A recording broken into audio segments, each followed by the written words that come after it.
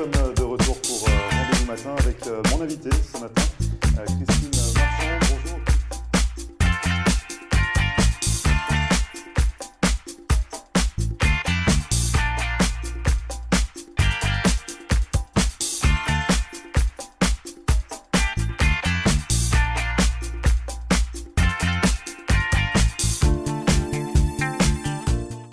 Bonjour à tous, bienvenue, merci de regarder Rendez-vous Matin pour cette nouvelle émission. On va s'intéresser à la mode éthique plus particulièrement. On va parler du concept Antidote installé à Wynwood depuis 3 ans. Et pour en parler, je reçois ce matin sa fondatrice. Il s'agit de Sophie Zambra. Bonjour Sophie. Bonjour.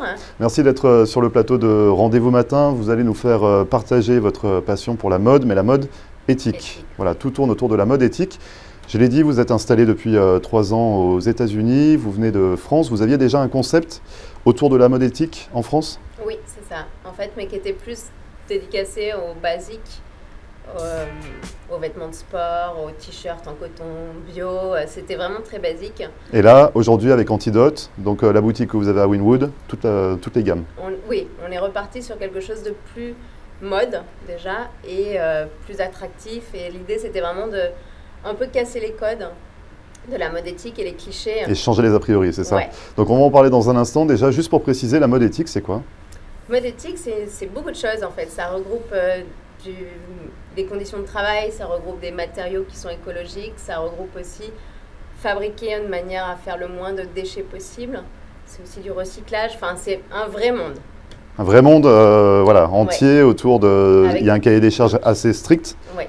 Assez rigoureux, comme l'agriculture biologique finalement. Voilà, tout tourne. On a des labels comme pour la nourriture, comme pour ça. Ouais. Alors à Wynwood, à Antidote, votre boutique, on y trouve quoi? Ce sont vos propres créations, ce sont les créations d'autres créateurs, on y trouve quoi véritablement? Nous aujourd'hui, on est distributeurs de différentes marques qui viennent du monde entier. Donc l'idée c'était vraiment de sélectionner un peu le meilleur et le plus moderne et quand même avec des valeurs écologiques. Donc on a des marques qui viennent d'Afrique, des marques qui viennent d'Europe, des marques qui viennent d'Amérique du Sud. Et voilà, après on... Pas spécialement française finalement. Pas du tout, non. Parce qu'on aurait tendance à croire que la mode, l'Europe, la France, la mode éthique... française, effectivement, et la mode éthique, non. Il y en a, mais c'est vrai que c'est pas forcément là où... C'est pas en Europe, en tout cas en France, qu'on trouve le plus de marques écologiques. Bon, dans tous les cas, vous avez une trentaine, c'est ça, une trentaine de marques représentées à Antidote. Ouais. Donc, ça fait 3 ans que vous êtes installé aux États-Unis avec Antidote. Vous aviez une boutique, vous l'avez expliqué tout à l'heure, juste avant, en France. Mais finalement, ça fait 6 ans que vous êtes dans ce domaine-là.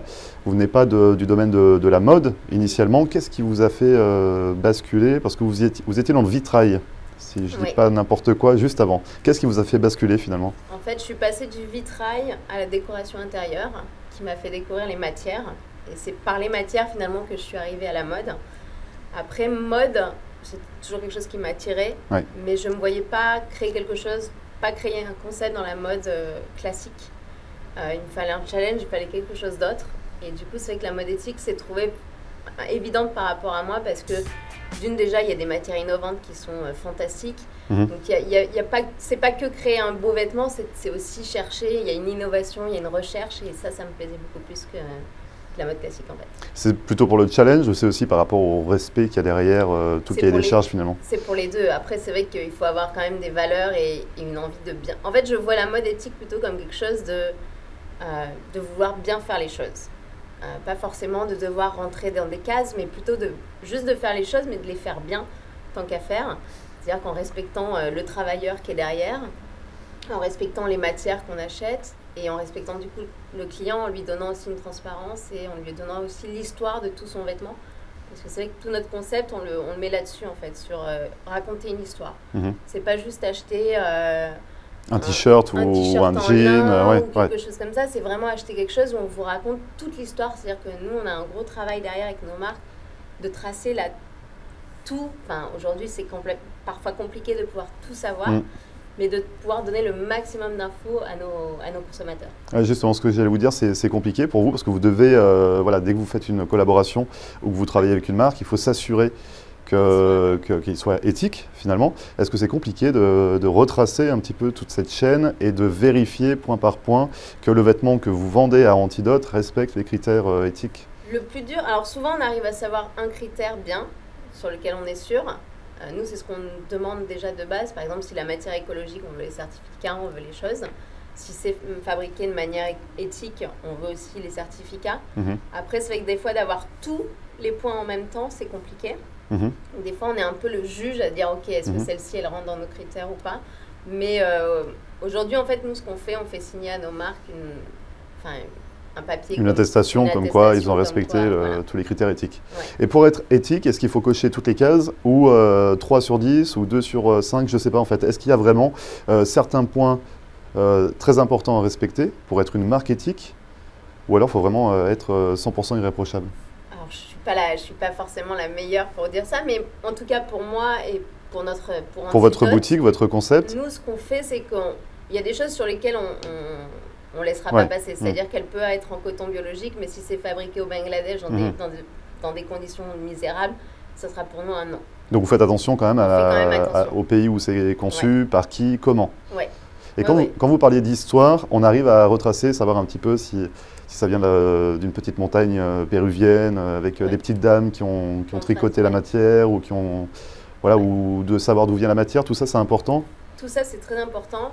Aujourd'hui, le seul souci qu'on a, c'est souvent là où il nous manque les informations le plus souvent, c'est entre la transformation du fil sur la matière. C'est là où des fois c'est plus compliqué parce qu'effectivement, après sur du bio certifié, c'est plus simple parce qu'on a quand même au moins une aide par un label qui existe et qui aussi nous aide. Mais c'est vrai que sinon, c'est toujours le problème, c'est souvent de savoir d'où vient en fait le fil. Ça, c'est le souci. C'est le souci. Si on veut être jusqu'au bout. Après, je trouve qu'en 6 ans, dans la mode éthique, il y a eu énormément d'avancées. Donc, je suis assez positive. Il y a des tas de choses qui vont arriver dans les prochaines années. Je sais qu'il y a des sociétés qui sont en train de créer un système de traçabilité pour pouvoir suivre le produit du début à la fin. Donc, il y a des choses qui arrivent là-dessus. Donc, je suis plutôt assez convaincue. Et on était à Paris la semaine dernière pour justement un salon du tissu et on a vu énormément d'avancées là-dessus aussi. Donc ça c'est rassurant de voir que la mode éthique commence à prendre une place importante finalement dans la société. Il y a les coûts aussi qui sont peut-être un peu plus élevés que la mode classique? C'est de moins en moins, c'est sûr, c'est un peu plus cher, mais je trouve qu'aujourd'hui c'est pas forcément quelque chose qui est complètement réhabilité. Le ratio est moins dramatique qu'il y a certaines que dans le passé finalement. Aujourd'hui un polyester recyclé par exemple c'est au même prix qu'un polyester classique, donc voilà. Après, il n'y a pas les mêmes fonctionnalités, il n'y a pas les mêmes choses. Mais voilà. On va parler des clichés, des a priori, justement, parce que c'est ce que vous expliquez. Avec Antidote, vous souhaitez un petit peu casser ces clichés et mettre la mode éthique sur le devant de la scène, parce qu'on avait tendance à imaginer certaines images de cette mode éthique. On en parle dans un instant, vous restez avec nous, Sophie. On revient juste après ça, ne bougez pas.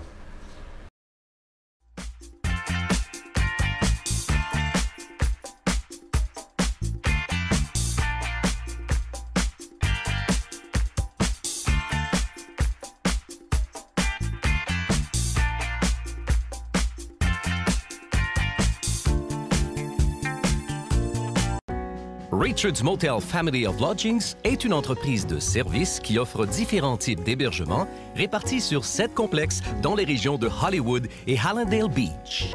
Richard's Motel Family of Lodgings est une solution d'hébergement économique et propre, avec un service comparable à celui des grands hôtels.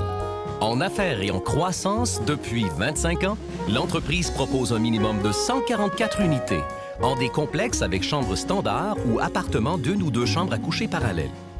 Notre entreprise regroupe différentes unités de motels, hôtels, des studios condos magnifiques, vastes, confortables mais sans le grand luxe et les coûts inhérents aux hôtels de renom, des appartements pour du court, moyen et long terme. Richard's Motel Family of Lodgings. 1-800-742-4431. 1-800-RICHIE-1. Visionnez notre site Internet à richardsmotel.com.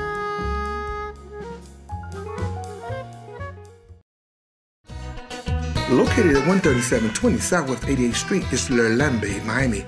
Come see us for the very best in fine Haitian cuisine. Our food is always fresh and authentic. Dine in or carry out. And yes, catering is available. Come let Master Chef Yoli help you create the perfect menu for your next event. Call your order in advance. Call 305-383-0442. That's Le Lambe, Miami. Et moi, je fais cinéma et télévision en Haïti depuis 1979. Je produis un pile programme, tant que Nouvelles aventures de l'Anguichat, Ritournelle, Tolalito, Soleil des îles, Tonton Désirable, etc. Et en 1988, nous décidons de faire programmation pour Diaspora. Je dis à moi très fier pour annoncer que avec Roku, ou après ITTV, tout partout. Ça veut dire que vous avez Internet et vous avez une boîte Roku que vous avez besoin de tous côtés. Walmart, Target, Brandsmart, ils vendent $29. Vous payez ça une seule fois, mettez le sous.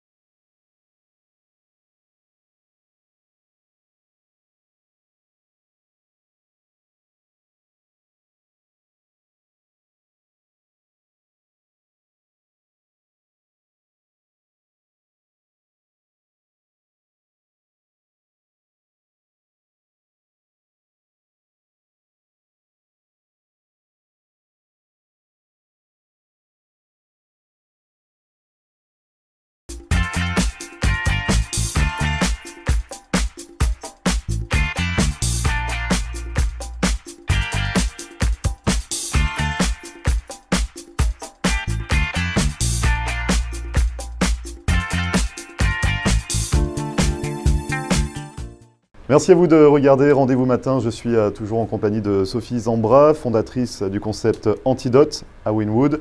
Multimarque, marque éthique. Vous représentez une trentaine de marques, c'est ça? Ouais. Dans votre concept Antidote, des marques éthiques. On a parlé tout à l'heure un petit peu du cahier des charges à respecter, savoir ce qui était important. Et on va s'intéresser maintenant aux a priori et aux codes que vous essayez finalement de changer. Ouais. Vous l'avez dit, la mode éthique. C'est mal vu, c'est un peu rétrograde. C'est comment la mode éthique? Quelles sont ces images finalement que l'on a dans la tête et qui sont fausses? Je crois que le plus simple, c'est de dire qu'on a l'impression qu'on va être dans un sac à patates et que c'est du lin qui gratte, que c'est des matières qui sont pas du tout, qui n'ont pas de couleur. Qu'il n'y a pas de coupe, c'est vrai que ça tombe un petit peu. Ouais. Que c'est vraiment pour les gens qui n'aiment pas du tout s'habiller. Donc c'est vrai que après, je leur jette pas la pierre. C'est vrai qu'il y a 6-7 ans, c'était un peu ça. C'était quand même dur de trouver des vêtements fun et attirant, mais depuis ça a bien changé, donc du coup l'idée c'est vraiment de casser ces codes et de dire non, regardez, il y a plein de choses, il y a des couleurs, il y a de la créativité, et c'est vrai qu'en 6 ans j'ai vu énormément de nouveaux designers arriver sur le marché avec un vrai travail de créa et de recherche à la fois sur la partie éthique, mais il y avait de la créa. Et c'est comme ça qu'en fait est né Antidote. Je voulais... déjà, je m'ennuyais avec mon ancien business à vendre du basique.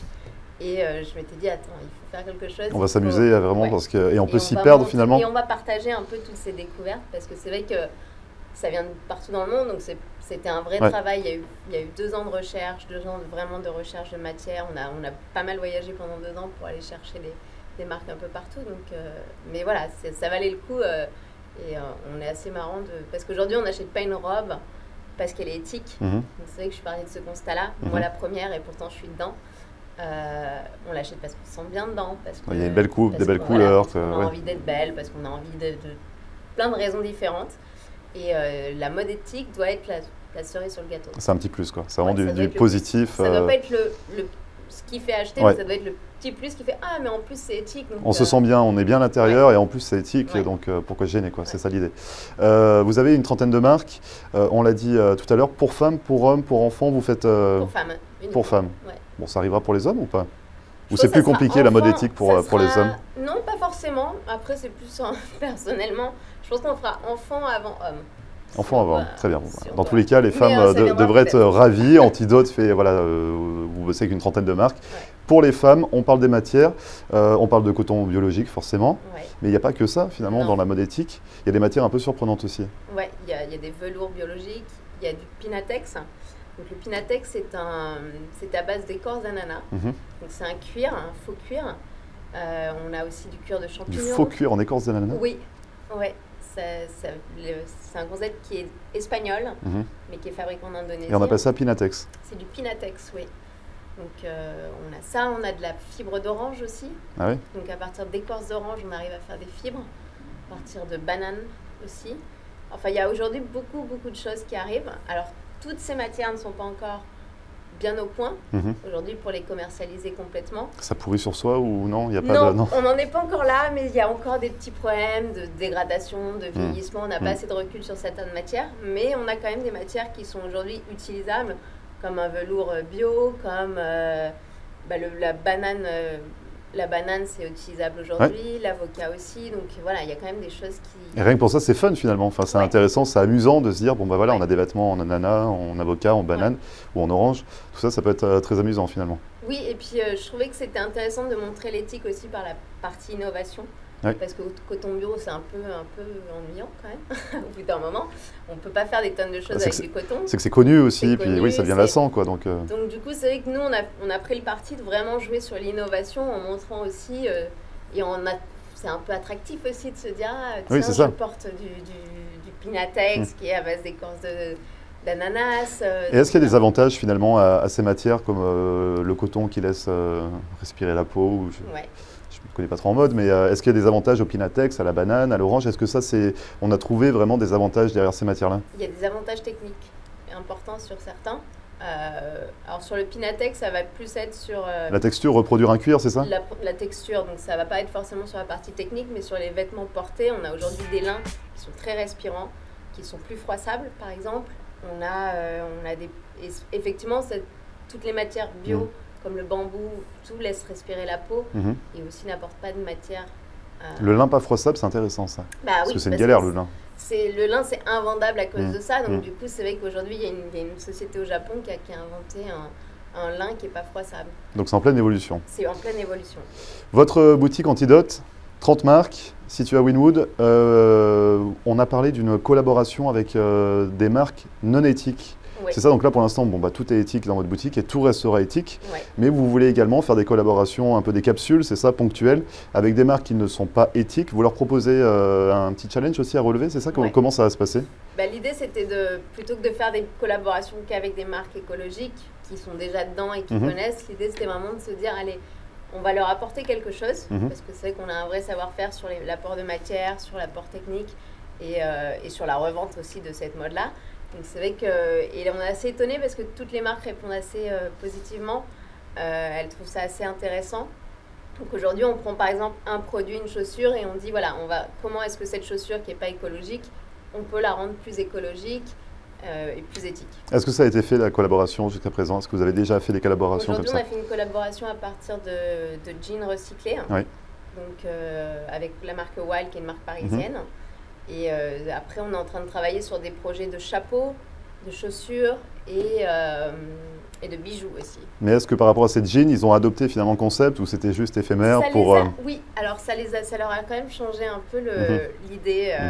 Donc ils n'ont pas changé du tout au tout, mais ça permet d'avoir un petit regard quand même sur la mode éthique et de prendre conscience peut-être. Et puis ça montre que c'est pas infaisable. Ça montre que c'est facile et qu'en fait, il faut juste prendre du temps. Alors c'est vrai que sur une marque classique qui n'a pas forcément à se prendre trop la tête sur les matières, ils ne sont pas habitués à ça. Mais c'est vrai, quand on leur montre qu'effectivement, c'est pas si compliqué que ça de les trouver, que c'est pas si compliqué que ça de les avoir, ça les fait changer. Et on en a certains qui vont continuer d'être de plus en plus écologiques. Donc c'est du positif pour vous finalement. C'est du positif. Et d'ailleurs, ils sont très intéressés par cet apport qu'on leur amène d'ailleurs. Et par rapport à vous, justement, parce que là, vous travaillez avec une trentaine de marques, vous donnez des challenges à relever à certains, et vous, finalement, est-ce que vous allez vous lancer aussi dans la création d'une ligne ou... Alors, on a créé des petits produits jusqu'à présent, plus capsules, des mugs, des choses comme ça. Mais effectivement, pour 2020, on se lance sur notre première collection pour femmes. Donc, avec justement le maximum de matières innovantes et différentes. Est-ce que c'est un peu établi justement, ou alors ça reste encore un peu mystérieux? On en est où? Ça reste encore... On le présentera en juillet. Donc voilà. Donc un an avant? Un an avant, et ouais. Mais vous travaillez, ça doit être long quand même à concevoir. C'est un long process, ouais. Ça fait 1 an qu'on travaille déjà dessus. En interne, vous avez des designers, c'est ça? Ouais, on a une styliste avec qui on travaille. On a aussi quelqu'un qui fasse suivre la production parce que quand on veut être éthique, il faut être aussi capable de pouvoir aller vérifier la production souvent. Et on veut aussi être de qualité. Donc voilà, on veut vraiment montrer qu'aujourd'hui, c'est possible de faire de la qualité et de l'éthique en même temps. Donc la marque Antidote, ouais. 100% éthique, à découvrir à partir de l'été 2020. Ouais. Ça sera dévoilé en juillet prochain? Non, ça sera dévoilé. On dévoilera une première collection sur un défilé en juillet cette année. Oui. Mais ça sera sorti en avril. De l'année prochaine, 2020. mais on en saura un peu plus dès juillet là. Donc il faudra revenir nous en parler Sophie, il faudra revenir nous expliquer un petit peu votre propre marque. En attendant, merci beaucoup d'être venue sur le plateau de Rendez-vous Matin. Je rappelle votre boutique, elle s'appelle Boutique Concept, on parle de concept boutique. Elle s'appelle Antidote, c'est à Wynwood. Vous avez un site internet également, c'est www.antidote.us. Et on se reverra donc, si j'ai bien compris, d'ici le mois d'avril pour le premier défilé de la marque. Merci beaucoup Sophie, merci. À très bientôt. Au revoir. Et merci à vous d'avoir suivi Rendez-vous Matin, c'est fini pour aujourd'hui. Cette émission est à retrouver comme à chaque fois en podcast sur notre page YouTube. Pour nous contacter, floride.tv@gmail.com. Je vous souhaite une excellente journée et on se retrouve demain dès 9h pour une nouvelle émission. Très bonne journée et à demain.